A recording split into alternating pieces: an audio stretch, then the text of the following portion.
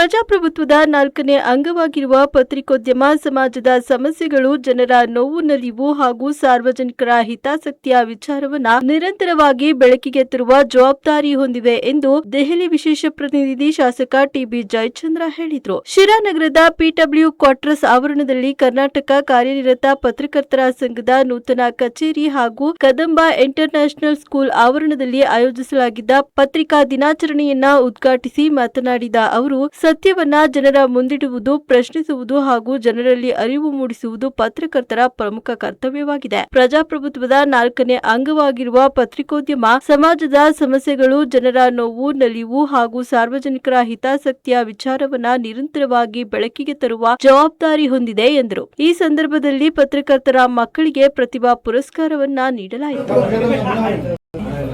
ಈ ಕಡೆ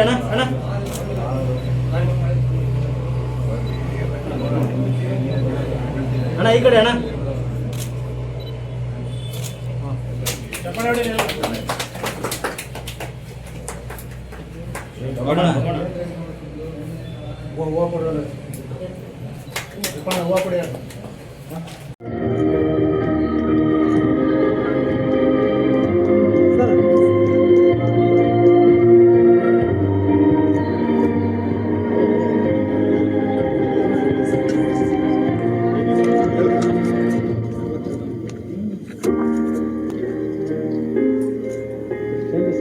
ಪ್ರಾಥಮಿಕ ಶಾಲೆ ಗಾಣದ ಹುಣಸೆ ಶಿಕ್ಷಕರಾದ ಶ್ರೀ ತಿಪ್ಪೇಸ್ವಾಮಿ ಅವರು ಈ ಒಂದು ಪತ್ರಿಕಾ ವಿತರಕರಿಗೆ ಪ್ರತಿಭಾ ಪುರಸ್ಕಾರವನ್ನ ನೆರವೇರಿಸಿರ್ತಾರೆ ಅಂತ ಅವರ ಈ ಒಂದು ಮಾನವೀಯ ಮೌಲ್ಯವಿರುವಂತಹ ಗುಣವನ್ನ ಮೆಚ್ಚುಗೆಯನ್ನ ವ್ಯಕ್ತಪಡಿಸಲಿಕ್ಕೆ ನಮ್ಮ ಸಂಸ್ಥೆಯ ಪರವಾಗಿ ಶ್ರೀಯುತ ತಿಪ್ಪೇಸ್ವಾಮಿ ಸರ್ ಅವ್ರಿಗೂ ಕೂಡ ಒಂದು ಗೌರವ ಸಮರ್ಪಣೆಯನ್ನ ನಡೆಸಿಕೊಂಡು ಮುಂದೆ ಪ್ರತಿ ವರ್ಷ ಪತ್ರಿಕಾ ವಿತರಕರಿಗೆ ನಾನು ಈ ಪುರಸ್ಕಾರವನ್ನ ಕೊಡ್ತೇನೆ ಅಂತ ಹೇಳಿದ್ದಾರೆ.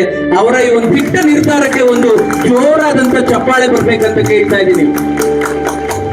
ಇದು ನಮ್ಮ ಪರವಾಗಿ ಇದೊಂದು ಸನ್ಮಾನ ಅಲ್ಲ, ಅವರು ತೆಗೆದುಕೊಂಡಿರುವಂತಹ ಈ ದಿನ ಕರ್ನಾಟಕ ಕಾರ್ಯನಿರತರ ಪತ್ರಕರ್ತರ ಸಂಘದ ವತಿಯಿಂದ ಏನು ದಿನ ಇವತ್ತೊಂದು ಪತ್ರಿಕಾ ದಿನಾಚರಣೆ ಅಂಗವಾಗಿ ಇವತ್ತು ಅದರಲ್ಲೂ ಸಹ ವಿಶೇಷವಾಗಿ ಪತ್ರಕರ್ತರ ಮಕ್ಕಳಿಗೆ ಒಂದು ಪ್ರತಿಭಾ ಪುರಸ್ಕಾರ ಒಂದು ಕಾರ್ಯಕ್ರಮವನ್ನು ಇವತ್ತು ಈ ಒಂದು ಪತ್ರಿಕಾ ಮಾಧ್ಯಮದ ಸ್ನೇಹಿತರು ಇವತ್ತು ಹಮ್ಮಿಕೊಂಡಿದ್ದಾರೆ. ಮತ್ತು ಇವತ್ತು ವಿಶೇಷ ಏನಪ್ಪ ಅಂತ ಹೇಳಿದ್ರೆ, ಇವತ್ತು ಸ್ವಾತಂತ್ರ್ಯ ಬಂದಿಷ್ಟು ವರ್ಷಗಳಲ್ಲಿ ಬಹುಶಃ ನಮ್ಮ ಒಂದು ತಾಲೂಕಿನಲ್ಲಿ ಪತ್ರಕರ್ತರಿಗೆ ಅವ್ರಿಗೆ ಆದಂಥ ಒಂದು ಕಚೇರಿ ಇರಲಿಲ್ಲ.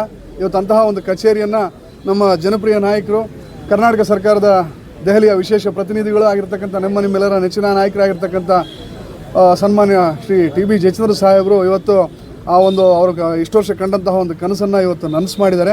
ಅದಲ್ಲದೆ ಈಗ ತಾನೇ ಏನು ನಮ್ಮ ಒಂದು ತುಮಕೂರು ಜಿಲ್ಲೆಯಿಂದ ಆಗಮಿಸಿರ್ತಕ್ಕಂಥ ಏನು ಪತ್ರಕರ್ತರು ಪುರುಷೋತ್ತಮರವರು ಮತ್ತು ಎಲ್ಲ ಇಲ್ಲಿರ್ತಕ್ಕಂಥ ನಮ್ಮ ಎಲ್ಲ ಇವತ್ತು ನಮ್ಮ ಪತ್ರಿಕಾ ಮಾಧ್ಯಮದ ಸ್ನೇಹಿತರ ಒಂದು ಇನ್ನೊಂದು ಆಸೆ ಇದೆ. ಅದನ್ನು ಈಗಾಗಲೇ ಸಾಹೇಬ್ರ ಬಳಿ ನೀವು ಆಗಲೇ ಅದನ್ನು ಮಂಡನೆ ಮಾಡಿದಿರಿ. ಇವತ್ತು ಜಯಚಂದ್ರ ಸಾಹೇಬ್ರು ಯಾವುದೇ ಅಷ್ಟೇ ಅವರ ಒಂದು ಕೆಲಸಗಳು ಮಾತಾಡ್ತಾ ಹೋಗ್ತದೆ.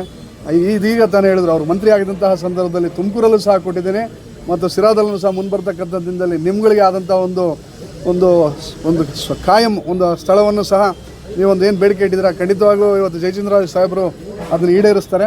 ಮತ್ತು ಅದಲ್ಲದೆ ಇವತ್ತು ಪತ್ರಿಕಾ ಮಾಧ್ಯಮದವ್ರಿಗೆ ಸಹ ನಾವು ಇವತ್ತು ಹಳ್ಳಿಗಾಡಿನಲ್ಲಿ ನಮಗೂ ಸಹ ನಾವು ದಿನನಿತ್ಯ ನೋಡ್ತಿರ್ತೀವಿ. ಯಾಕಪ್ಪ ಅಂತಂದರೆ ನಿಮ್ಮ ಒಂದು ವೈಯಕ್ತಿಕ ಬದುಕುಗಳನ್ನ ಬದುಕಿಟ್ಟು ಇವತ್ತು ಸಮಾಜದಲ್ಲಿ ಇವತ್ತು ಎಲ್ಲೇ ಒಂದು ಸಮಸ್ಯೆ ಆದ್ರೂ ಅದನ್ನು ಒಂದು ಮುಂಚೂಣಿಗೆ ತಂದು ಸಮಾಜದಲ್ಲಿ ಒಂದು ಸರ್ಕಾರದ ಒಂದು ಗಮನಕ್ಕೆ ತಂದು ಅದಕ್ಕೆ ಒಂದು ಪರಿಹಾರ ಕೊಡೋ ನಿಟ್ಟಲ್ಲಿ ಇವತ್ತು ನೀವು ಪ್ರಾಮಾಣಿಕವಾಗಿ ಅತ್ಯಂತ ಪ್ರಾಮಾಣಿಕವಾಗಿ ಕೆಲಸ ಮಾಡ್ತಿದ್ದೀರಿ. ಇಂತಹ ಒಂದು ಸಂದರ್ಭದಲ್ಲಿ ನಾವು ದೇವರು ನಿಮಗೆ ಇನ್ನೂ ಮುಂದೆ ಬರ್ತಕ್ಕಂತಹ ದಿನಗಳಲ್ಲಿ ನಿಮಗಿನ್ನೂ ಹೆಚ್ಚಿನ ಒಂದು ಶಕ್ತಿಯನ್ನು ಕೊಟ್ಟು ನಿಮ್ಮ ಒಂದು ಕಷ್ಟಗಳಲ್ಲಿ ಒಂದು ನಮ್ಮ ನಾಯಕರಾಗಿರ್ತಕ್ಕಂಥ ಟಿ ಬಿ ಜಯಚಂದ್ರ ಸಾಹೇಬ್ರ ಒಂದು ಸಾರಥ್ಯದಲ್ಲಿ ನಿಮ್ಮ ಒಂದು ಕಷ್ಟಗಳು ದೂರ ಆಗಲಿ. ಮತ್ತು ಕೆಲವರು ಅನೇಕ ಜನರಿಗೆ ಇವತ್ತು ನಾನು ಸಾಹೇಬ್ರಿಗೆ ನಾನು ಮನವಿ ಮಾಡೋದಿಷ್ಟೇ, ಸರ್ ಪತ್ರಕರ್ತರು ಪಾಪ ಅನೇಕ ಜನ ಪಾಪ ಕಷ್ಟದಲ್ಲಿರೋವಂಥವ್ರು ಇದ್ದಾರೆ. ಅವ್ರುಗಳು ಈಗೇನಾಗಲೇ ಈಗ ನಗರಸಭೆಗೆ ಏನು ಅರ್ಜಿ ಹಾಕಿದ್ದಾರೆ ಎಲ್ರಿಗೂ ಸಹ ಈಗಾಗಲೇ ಮಾಡಿದ್ದಾರೆ ಸಾಹೇಬರು ಯಾಕಪ್ಪ ಅಂದರೆ ಅವ್ರು ಮಾಡೋದನ್ನು ಹೇಳಲ್ಲ. ಹಂಗಾಗಿ ನಾನು ಹೇಳೋದು ಅವ್ರಿಗೆಲ್ಲರಿಗೂ ಸಹ ಒಂದು ನಿವೇಶನವನ್ನು ಕೊಡ್ತಕ್ಕಂಥದ್ದು ಮತ್ತು ಅವರ ಒಂದು ಸಮಸ್ಯೆಗಳನ್ನ ಈಡೇರಿಸೋ ನಿಟ್ಟಿನಲ್ಲಿ ಸಾಹೇಬರು ಕೆಲಸ ಮಾಡ್ತಾರೆ ಅಂತ ನಾನು ಹೇಳೋಕ್ಕೆ ಇಚ್ಛೆಪಡ್ತೀನಿ. ಮತ್ತು ಈ ಸಂದರ್ಭದಲ್ಲಿ ನಮ್ಮನ್ನು ಕರೆಸಿ ಈ ಒಂದು ಕಾರ್ಯಕ್ರಮಕ್ಕೆ ನಮ್ಮನ್ನು ಸಹ ನಿಮ್ಮ ಒಳಗೆ ಪಾಲ್ಗೊಂಡಿದ್ದಕ್ಕೆ ನನಗೊಂದು ಅವಕಾಶ ಕೊಟ್ಟಿದ್ದಕ್ಕೆ ನಿಮ್ಮೆಲ್ಲರಿಗೂ ಅನಿಸ್ತೇನೆ.